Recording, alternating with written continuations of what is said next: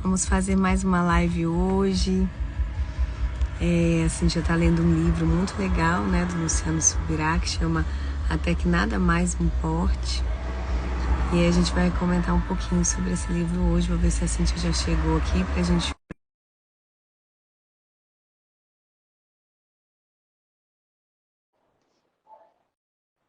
Nessa live, para a honra e glória do Senhor. Bom dia, Sabrina.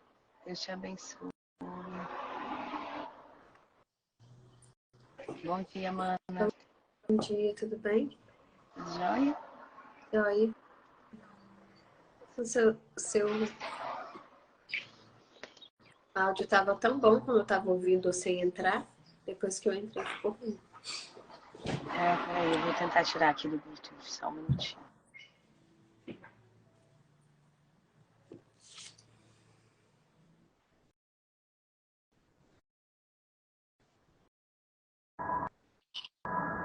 Melhorou? Melhorou? Melhorou. Então tá, vamos orar? Vamos. Bora? Senhor Jesus, nosso Rei amado, nosso Deus poderoso, queremos te agradecer, Pai, por mais esse dia maravilhoso, Deus, que o Senhor está nos dando de presente, Paizinho, pelo ar que estamos respirando. Jesus, porque estamos com saúde, estamos em paz, Pai. Obrigada porque até aqui o Senhor tem nos sustentado, Jesus. Sabemos que não temos nada, não somos nada sem Ti, Deus. Toma o Teu lugar de honra nas nossas vidas. Toma o Teu lugar de honra nessa live, Pai. Em nome de Jesus, que o Senhor possa ministrar aos nossos corações.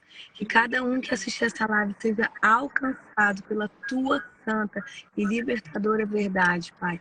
É o que nós te pedimos e te agradecemos em nome de Jesus. Amém. Glória a Deus. Tá muito barulho, Cíntia, aqui os carros? Não, agora não. Então tá. Então, você estava comentando aí, né, que eu estou lendo um livro. O nome do livro é Até que Nada Mais Importe, né, do Luciano Subirá. E só o título desse livro já me impactou bastante, porque nos últimos anos, mais ou menos o que eu tenho vivido assim com Deus, né?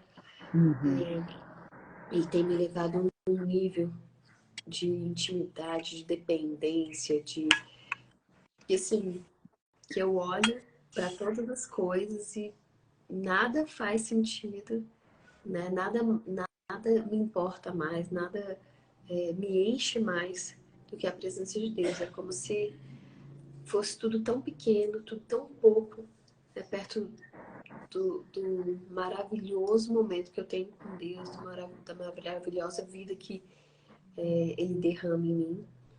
E aí, A gente trocar as nossas prioridades literalmente pelas as dele, né, Cintia? Trocar e abrir mão das nossas prioridades para viver as prioridades do Senhor para nós. Né? e uma coisa muito importante também, né? Você sair do controle. Porque o que acontece? No seu dia a dia, nas suas coisas, você tem controle, né, das coisas e tal, e aí você se acostuma a controlar as coisas. Então você controla até a presença de Deus na sua vida. Você controla até onde Deus pode ir na sua vida.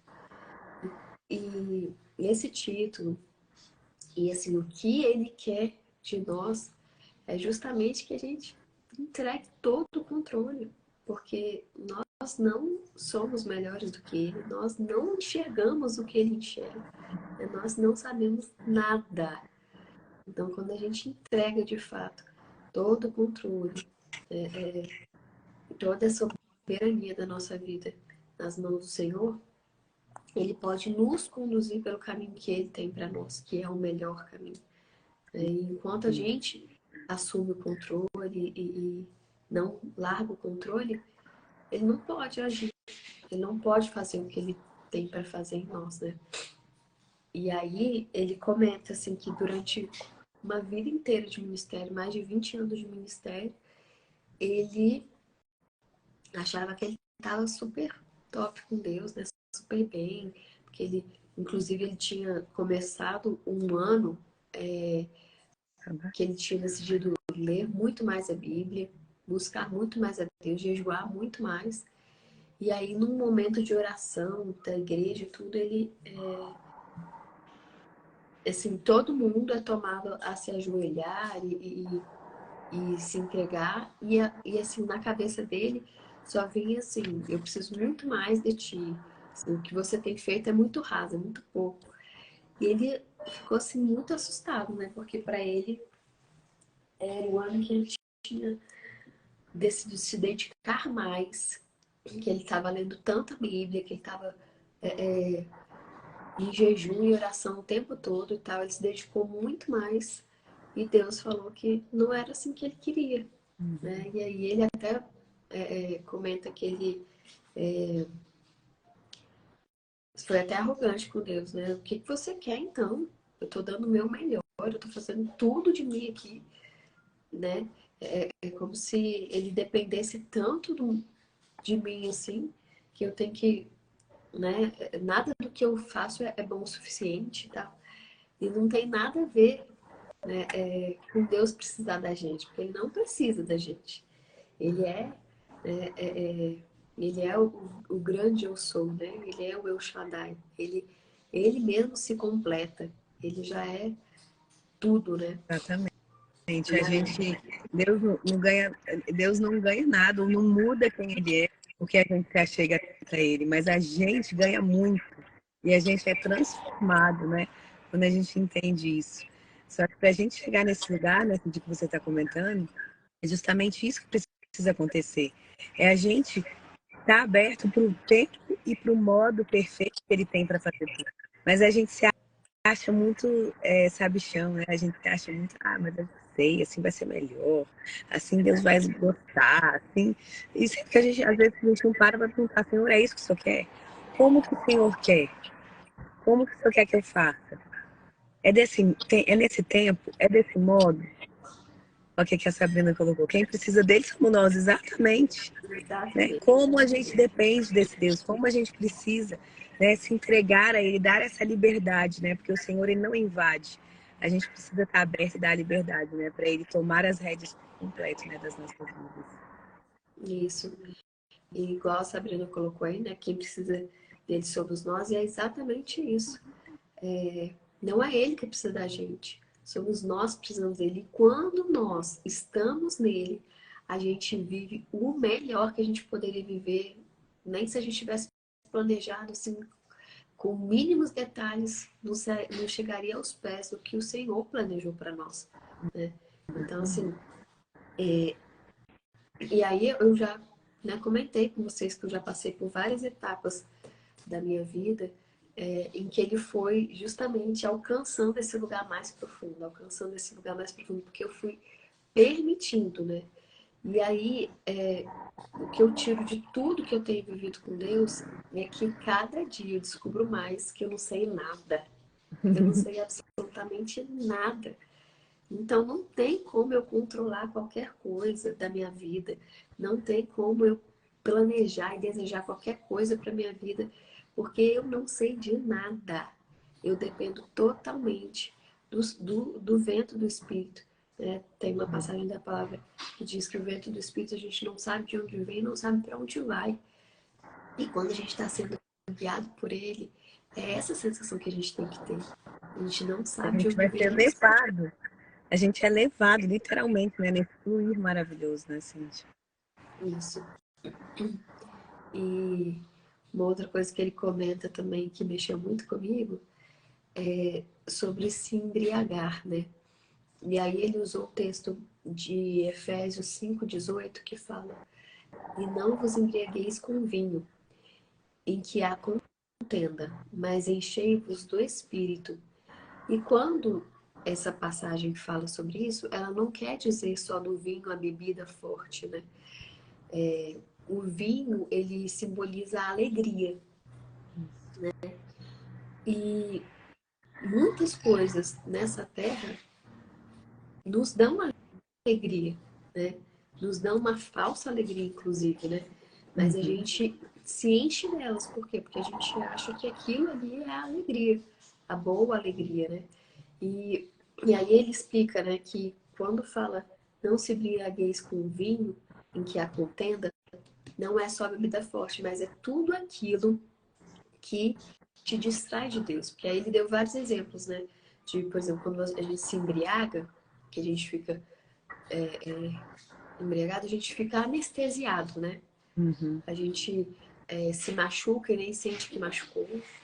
A gente não, né? Quem é calado fala mais do que precisa. Quem já fala muito, fala mais ainda. Você, se as Sai pessoas da te sua machucarem, consciência, né, Cíntia? Você sai da sua consciência. se as pessoas te machucarem, você nem percebe que está machucado, que está ferido, nada, você, né, você nem lembra, na verdade, que alguém te machucou, te feriu. Então, assim, é como se você tivesse anestesiado para todas as coisas. Você só está ali vivendo um momento de alegria. Né? E aí, ele mostrou, né, que várias vezes a gente se embriaga com coisas que não são de Deus, ou até que são de Deus, mas que tomam o lugar de Deus. Então, às vezes, você se embriaga com a sua família, que foi Deus que te deu, mas você está tão anestesiada ali, tão envolvida em só mexer com aquilo ali, só trabalhar para aquilo ali, que você, que Deus perde o lugar dele na sua vida. Ou até ministerialmente, você está tão envolvida com o ministério, que é algo para Deus, mas aquilo ali tira o seu foco principal, né, que é se encher da presença. E aí ele mostra, né? Às vezes você está embriagado com o seu trabalho, às vezes você está embriagado com a sua vida social, você pode se embriagar com várias coisas que vão te anestesiar da presença de Deus. O que E não aí, faltam são ele... motivos, né, Cíntia, nessa terra. O que não faltam são motivos e artimanhas para nos tirar desse lugar, né? Ah, seja bem-vinda, Lê. Deus te abençoe, querida. Minha amiga da faculdade. E você viu o que a Sabrina comentou aí, ó? Não troquemos uma hora de alegria passageira e ilusória que esse mundo nos dá pela eternidade de tristeza, porque é isso que acontece, né? Quando a gente decide traçar o nosso próprio destino, escolher os nossos próprios caminhos, sem se submeter ao Senhor, sem se render ao melhor, né? Porque o plano melhor e maior é o plano de Deus para nós, né? Se a gente não se rende, se a gente não, né, não se entrega, a gente vai viver do nosso jeito, no nosso momento, da nossa, né, conforme a nossa consciência, mas a gente vai ter o quê? Eternidade de tristeza, né? E às vezes o que a gente faz é isso, né? A gente troca as coisas eternas e perfeitas do Senhor para nós por coisas passageiras, né? Que nos dão aquela ilusão de que, eu tô bem porque eu tô no controle. Eu sei o que está acontecendo. Eu vou fazendo do meu jeito, eu vou tocando a minha vida do meu jeito aqui, né? E acha que isso é uma vantagem, né? Não, e assim, acha que só porque lê a Bíblia, vai para a igreja, está buscando em Deus, é ele que está controlando, mas na verdade é você que está no controle, porque você está pensando a respeito das coisas, você está decidindo a respeito das coisas, você não está colocando Deus em primeiro lugar e deixando Ele conduzir as coisas, né? E aí, essa passagem fala, e não vos embriagueis com vinho, em que há contenda, ou seja, tudo em que a gente se embriaga, que é fora da presença, a gente vai achar contenda, a gente vai achar discussão, a gente vai achar problema. Por quê? Porque por mais que a gente esteja fazendo o nosso melhor, por mais que a gente esteja se dedicando ao máximo, nós não estamos fazendo da forma correta. Por quê? Porque Deus não está no centro. Uhum. Então, uma hora isso vai dar problema, né? Isso vai gerar contenda. E aí ele fala, né? Mas enchei-vos do Espírito. E o que significa enchei-vos do Espírito? Significa você se embriagar do Espírito. Amém. Né? E quando você se embriaga do Espírito, o que acontece com você? Acontece a mesma coisa que quando você se embriaga com qualquer outra coisa lá de fora. Você fica tão cheio, tão alegre, que você não consegue segurar sua boca para falar do amor de Deus, para falar das coisas de Deus. Né?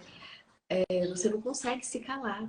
Você vai falar de Deus para qualquer pessoa que aparecer na sua frente, para, né, em qualquer Você vai momento. transbordar só dele, né? Você vai estar tão cheio dele. Você vai ter só ele para transbordar na vida das pessoas, nos ambientes que você tiver. Não vai ter mais você mesma, né? Você está cheio dele. Você já Você se esvazia de você mesmo, se enche dele e transborda dele, né? Exala o perfume dele. Você vai se machucar pelo caminho, você nem vai sentir. Por quê? Porque você está anestesiado pela presença de Deus. Nada pode te abalar, né? Nada pode te machucar, né?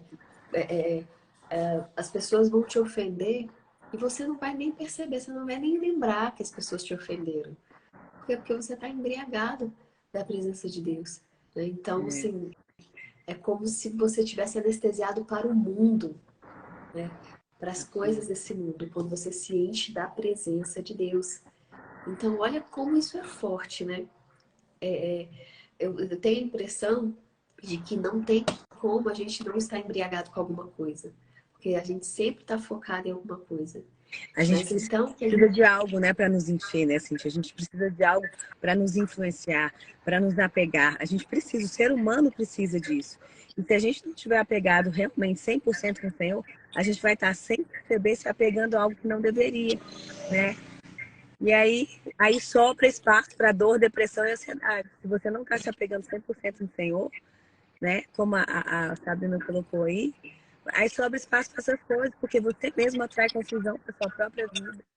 Se o Senhor exatamente. não está ocupando o lugar principal, alguma outra coisa que não deveria vai estar ocupando.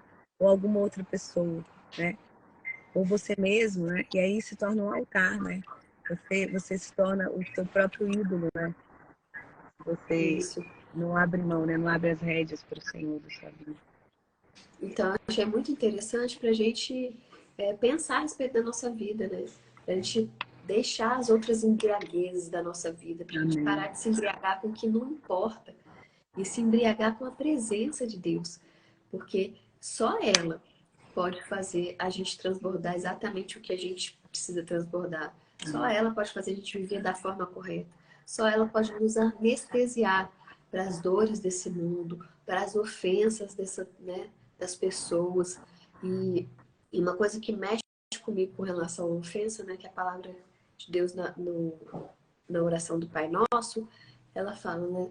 Perdoai as nossas ofensas, assim como perdoamos a quem nos tem ofendido. Então, não está falando perdoa os nossos pecados, assim como perdoamos quem tem pecado com a gente. Tá? É antes do pecado. É muito antes. É ainda na ofensa. Então, se alguém falou algo para você que te ofendeu, é antes da pessoa fazer algo com você, te machucar, te magoar. É muito antes. Às vezes a gente se ofende só com o olhar da pessoa. Às vezes a gente se ofende só com uma atitude que nem foi com a gente, mas que nos ofendeu, né? Então é muito A gente antes. a gente tá tão vulnerável, né, Cíntia? Sem o Senhor, a gente fica tão exposto a esse tipo de ataque, de ofensa, de tristeza, de coisas ruins, né? Que a gente, às vezes a pessoa nem, cara, ela não tava nem pensando nisso. Ela, não tava, ela nem desconfia que ela te ofendeu. E você tá lá com uma mágoa guardada no coração. Você tá lá inflamado daquele sentimento de algo que, né, não veio nem dele, era seu, é seu. E você entendeu errado, você, né, de alguma forma você absorveu aquilo errado e você tá aí guardando uma mágoa, né, e se inflamando. E uma coisa vai puxando a outra, né, filho? É, Uma coisa ruim vai puxando a outra.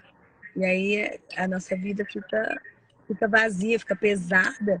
E a gente não nasceu para isso, né? Porque a gente não nasceu para dar conta de carregar a nossa própria vida, né? Por isso que Deus fala lá, né?